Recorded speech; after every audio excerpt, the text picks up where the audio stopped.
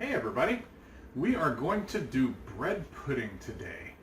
Now, this is a classic French bread pudding, not that gooey, gummy, saucy kind of crap you get at these Cajun restaurants. This is real good sliceable bread pudding.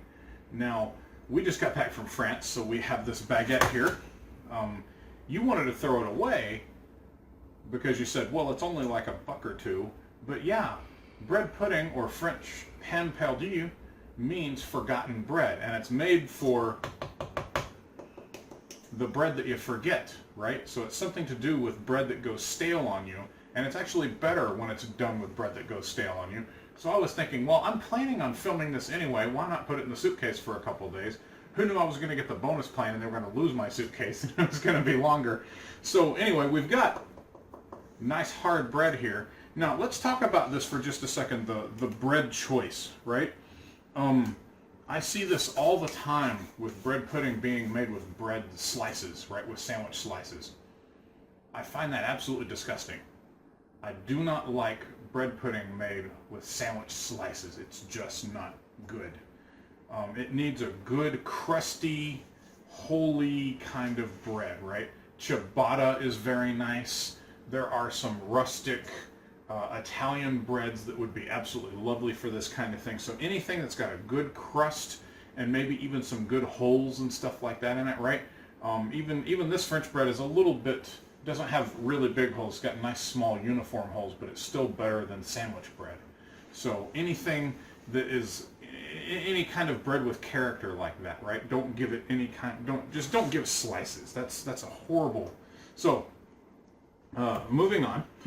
So moving on from my diatribe, this is going to be just one bread pudding you can make, right? There are so many you could make. And in a couple weeks, when you get back from vacation, we are going to film another type of bread pudding that is going, or another version of this bread pudding that is just going to be exquisite. It's one of our absolute favorites here. But I wanted to start you out with a basic bread pudding that anybody can do. So we're going to start just by slicing this. Now, one of the things that makes, and you see it's going to crumble off, right? So what? But one of the things that makes bread pudding really good is toasted bread. So we are going to toast the bread first, and you're going to get, not dark, but you're going to get it nice and toasty. And then we're going to make the bread pudding out of it. So I'm just going to slice, and you see the more forgotten the bread is, the harder it's going to be to do this with, right? Or I'll say the less you're going to get actual slices. So I'll take that, I'm going to just rake this up onto my pan here. And I'm going to toast it in the oven. Even these crumbs I want toasted, right? Like how we're making toasted breadcrumbs. That'll be for another day. But it's not much harder. You take these guys and go burr in the machine and you got toasted breadcrumbs, right? So, okay, so there we go. Where are you? There you are. Nice serrated knife here. And again, I like to do this stuff on camera. I could just do this a little bit, right? And then do the rest of it off camera. But I like to show you, for the most part, that it doesn't take too terribly long to do this kind of stuff. And it gives me a really good chance to talk to you about things that I ordinarily wouldn't get to talk to you about. So, gives me something to fill this time with, or gives me a constructive way to use this time. And I've got one more here that we bought in America, but it's still a pretty good buy because I think we got it at like Whole Foods or something. Oh, look at that. And this one's really old, so it's just crumbling. And this really is old bread. This is like, hell, I don't know, 2 months old maybe? Been sitting here in a bag on our counter. Yeah, it hasn't molded, it's just gone really stale. Yeah. French bread, if you leave it out, and just leave it out like, I'm not going to say exposed to the air, but in a bag, because it's still exposed to the air there, right? It doesn't mold. There's not enough in it to mold, right? It just gets really stale and loses all its moisture. So I'm going to take this stuff right here and just put it in the oven. I got the oven at 350. I don't want to do it too fast because then corners will burn and the rest of it won't be, right? So I want to get a nice even toasting on this. So I'm going to put that in there. It's probably going to take that about, I don't know, 10, 20 minutes. I just don't know how long it'll take. But when it's done here, I'm going to flip it over and toast it on both sides, and then I'll come back when it's toasted on both sides, and then you can see what it's supposed to look like. Okay, so we are back, and our bread is toasted. Here, I'll hold this up for you. So this is about how I like it. You can get yours a little bit lighter, a little bit darker. How's that coming off on camera? Perfect? Okay, good. So, you know, it's a good medium toast, right? Now, I think this is important because you're going to get that lovely toastiness all throughout your bread pudding, right? So, I have a pie pan here. You can put it in anything you like that is bake-worthy. And we need to line this, so we need to grease it, right? And the best way that we do is with butter and sugar, just kind of like a cake, right? Let me move this over here because it's kind of in my way. So I had her melt some butter, and she like melted butter. So You had me soften it and I melted it. yeah, I had you soften it and you melt it. So I'll take a little bit of butter. It doesn't matter how much, as long as you're going to be able to cover the inside. And I take a paper towel and just wipe it fairly liberally. I even get it on the outside here because you never know when the stuff's going to come up over the top, right? So there we go. And now I just take a little bit of sugar.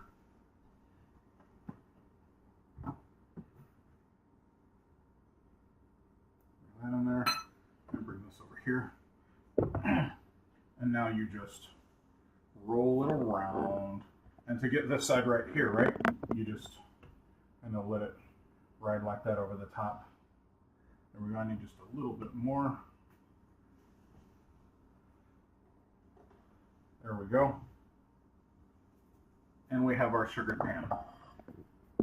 Yep, this is, oops, it's not cooled down that much. So now I just start putting the bread in there. If you've got nice big pieces, then they'll lay out really nicely. But if not, then just pile them up. This is all going to be one big mess anyway, so it doesn't really matter what it looks like. However, what I am going to do is I'll fill in some of those cracks in a minute. I'm going to do this. I'll get some of the smaller stuff in here. Like that. There we go. Now, we've got a lot of spaces in here, so I'm just going to mash this all down.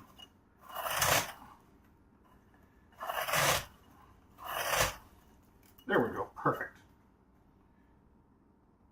Okay.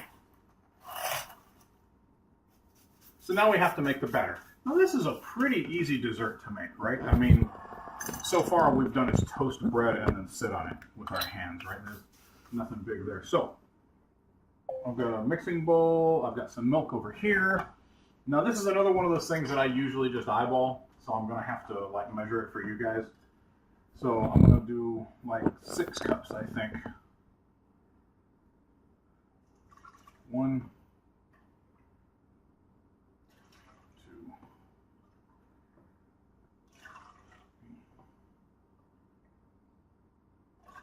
4.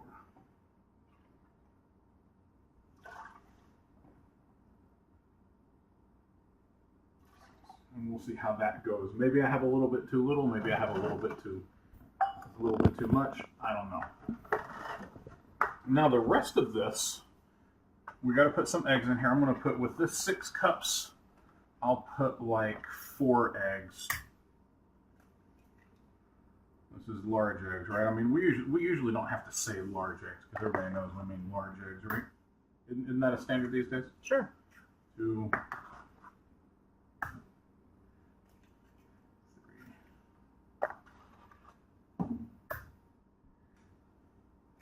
You know what? I'm going to go ahead and put 5 eggs because it's what I've got.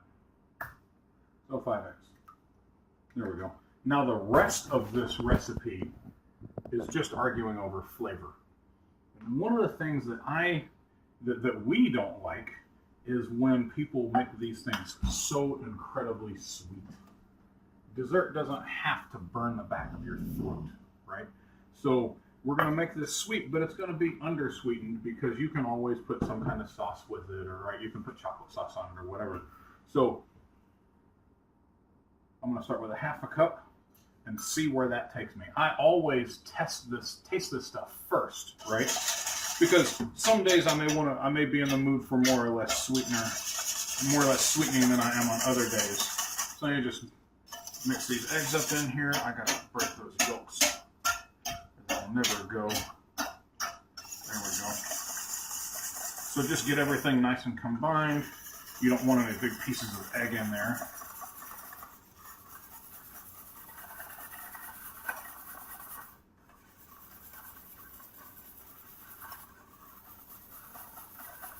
Now you could do everything all at once, but what I'm doing right now is I'm going to test the sweetness before I add any other flavors to it.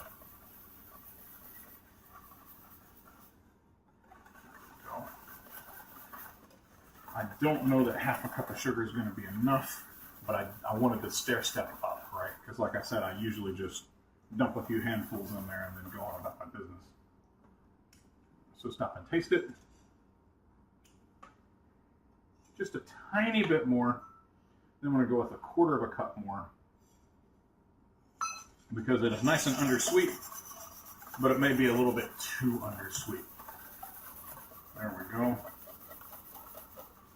I don't know. Do you want any?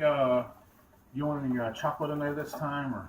I could do chocolate, or I could do cinnamon, whatever you like. Well, we're going to do cinnamon regardless. Okay. Well, then I'm down for whatever. All right. All right, let's see how that is. Oh yeah, that's nice. Here, give that a shot.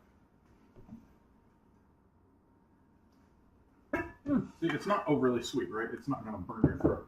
So now, we're just going to put in some vanilla and cinnamon. And I had, here it is, a teaspoon right here. So let's go with a couple teaspoons of vanilla.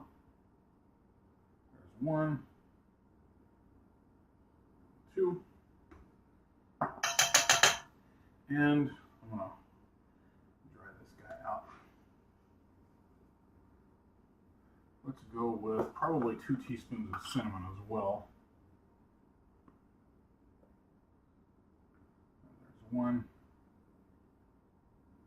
And 2. Yeah, that'll probably be good. Now the cinnamon is really dry. I mean, you got to realize, right? It's just wood powder, right? So it doesn't stir in very easily. So you're gonna have to be a little bit tenacious with it. What I tend to do is mix it with the sugar first, so I don't have to. Right. But I wanted to, since I was doing this, I wanted to concentrate on just the sugar first. Like I said, I usually just go blam, blam, blam, and just do it, right? Okay. There we go.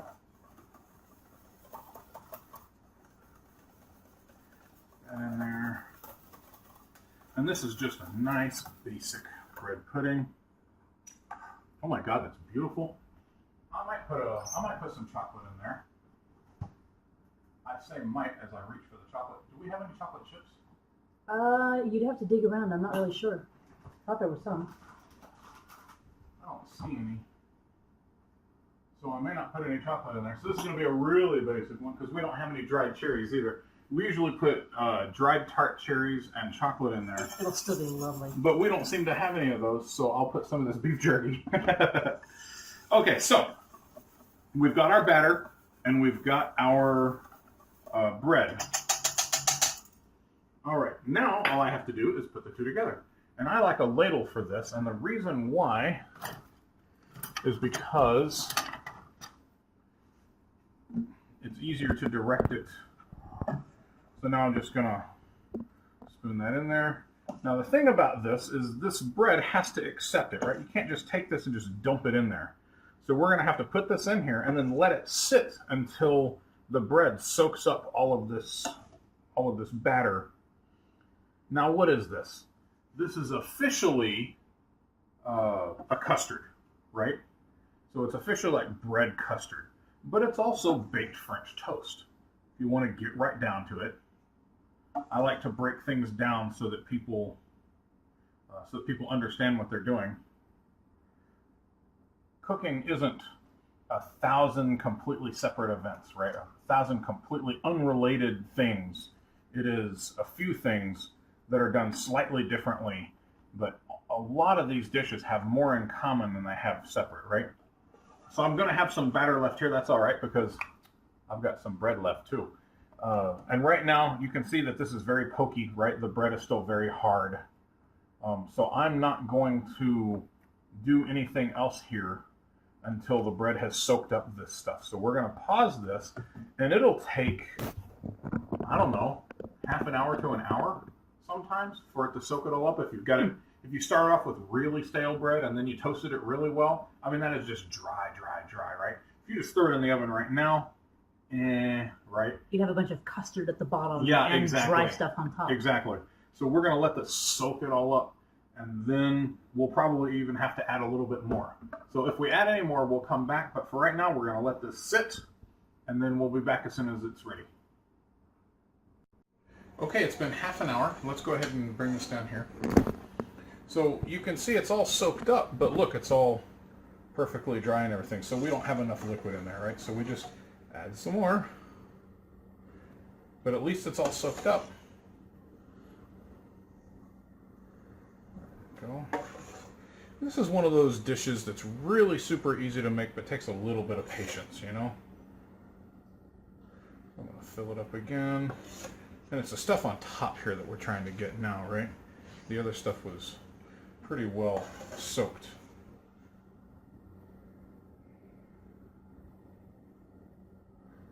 There we go. Looking good. I'll dunk this stuff in here a little bit. Now what we're going to have is going to be absolutely beautiful because the stuff on top is going to have stuff in it, and then it's going to sit on top and crust over. And boy, there isn't anybody that doesn't love that crustiness, you know? It's beautiful. It's a nice contrast to the, it's not even squishy exactly inside. It's a no, good, it's custardy. it's custardy. I'm going to put just a little bit. And you see, as it turns out, we're not going to have that much extra. Put a little bit more in here. And this will all get eaten up, I can tell. Oh, there it goes. Oh, well. Maybe I should stop adding it now. Yeah, maybe. And let it soak it up now. So we're going to let this soak in for a little while longer, and then we'll come back and see where we are. Okay, guys, we have fully soaked our bread pudding here. I ended up using all of that batter, actually, because I went back again and did it again. So now we've got this lovely, everything is nicely soaked, and I've got batter sitting just under the lip of here. So what that tells me is that we're probably going to have a little bit of spillage. Hey, do we have any papers down there? Give me one of those papers. There we go. So, if we can get the camera back up here, I'm going to put paper in this pan and then put this guy on here. Since we're expecting spillage, and even if you're not expecting it, it's a good idea to put it on a pan because you'll probably get it. Now, this is going to take, I don't know how long, an hour, hour and a half, 2 hours, I don't know. I've got the oven set at 300. I don't remember what I usually cook it at, 300 or 350, but you know, it's a custard, so it's best to cook it kind of gently, right? Now, as it's cooking, you're going to see this. It's just going to swell up. It's going to look nice and big. When you take it back out, or when it's done, it'll collapse again. That's okay. It's all right. It's not a souffle, right? But it will blow up on you quite a bit, and then you'll probably get some leakage there. And it's done, and I'll show you this later, but I wanted to explain it to you. It's done when you can cut a hole in the middle here and spread it apart, and the liquid doesn't run into the hole. So when you separate it and it stays separated, that's when it's done. But we'll try to get that. So I'm just going to take this and pop it in the oven now.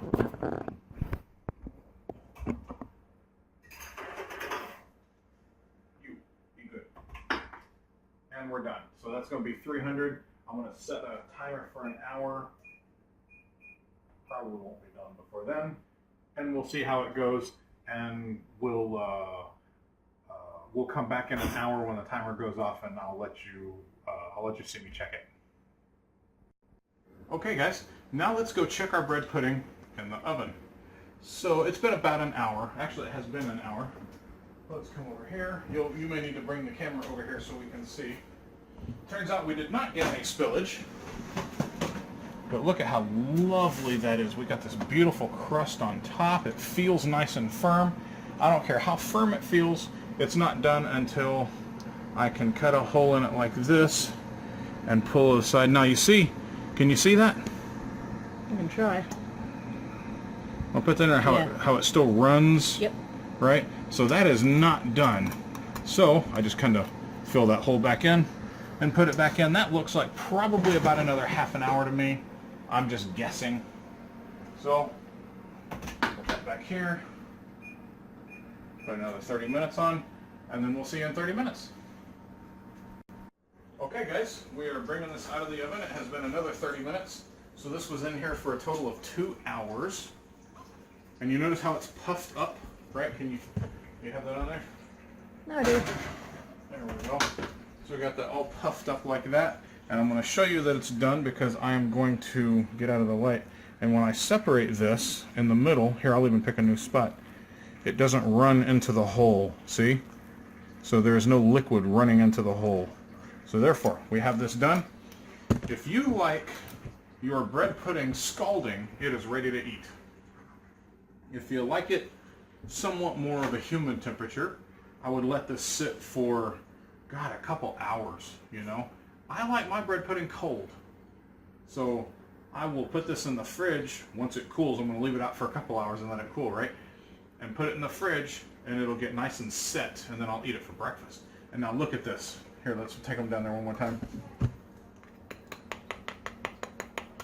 Lovely crusty top. And this crust is filled with, oh my God, here you go. I've got beans in my Oh, mouth. you got beans in your mouth, okay. But it's filled with that lovely batter, but it's been sitting here on top getting all crusty. So you got this lovely crust on top.